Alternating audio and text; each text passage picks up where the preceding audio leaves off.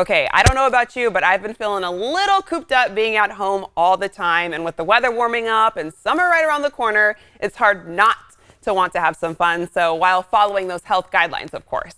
Well, I've got some good news for you. The Sacramento Zoo has reopened and they want you to come experience the fun while staying safe and healthy, of course. So joining us today to talk about their new guidelines to ensure their guest safety is Sacramento Zoo Director and CEO Jason Jacobs. I see you got a friend with you, Jason.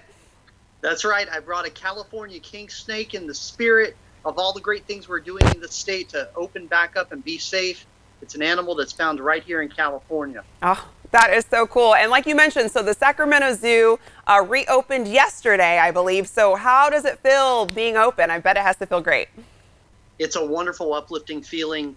We've had so many of our members and our guests come by, especially children who are really excited that the zoo is back open with some modifications, but there's still a lot to see and do at the zoo. Yeah, and a lot has changed since everything that's happened this year. So can you enlighten us on what some of your new guidelines and rules are to ensure a safe visit at the zoo? Well, the most important thing is to stay within your own flock. Just like our flamingos stay in their own flock, we want people to stay 6 feet away from other groups, stay with the flock that you came in with. Some of the other guidelines we have is that you have to book your visit ahead of time now. That gives us a way to limit the number of guests inside the zoo at any given time. You book your ticket online with the time you want to visit, and you come and you scan your ticket. Actually, you scan it yourself and you walk in. We have a couple high-touch areas that are closed right now. For instance, our reptile house is closed.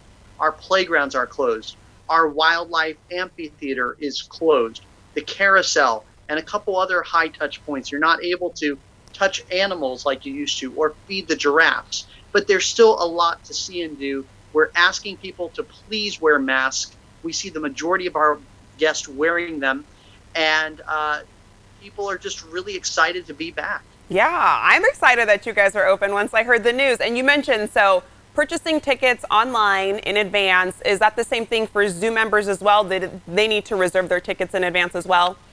Yes, it's free admission for zoo members. They just make their free reservation online with the time they want to visit. Okay, and will zoo maps still be available for guests to access? No, we're trying to eliminate all touch points. So right when you get to the zoo, we have a huge map, and we encourage you to snap a map with your cell phone, and then you can look at the photo on your own cell phone and navigate. So we have 2 of those Snap-A-Maps in the zoo, and it's a great resource. Nice. And are there any new animals or exhibits our viewers can look forward to? I know you brought your friend. Are there any other animals we can expect to see? Yes, in fact, we had some alligators arrive just after we shut down. It's the first time alligators have been here at the zoo in over 30 years as a permanent exhibit. We also had some new ostrich arrive and a female giraffe, all while we shut down. So a lot of new animals, plus old favorites like our lions, our chimpanzees, our zebras, a lot of great animals to see at the zoo.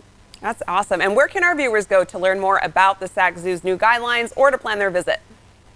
SacZoo.org, our website, is the easiest, best way to find out everything about planning your visit to the Sacramento Zoo. Perfect. Thank you so much, Jason, for joining us today. Thank you. Have a great day. This interview involves commercial content. The products and services featured appear as paid advertising.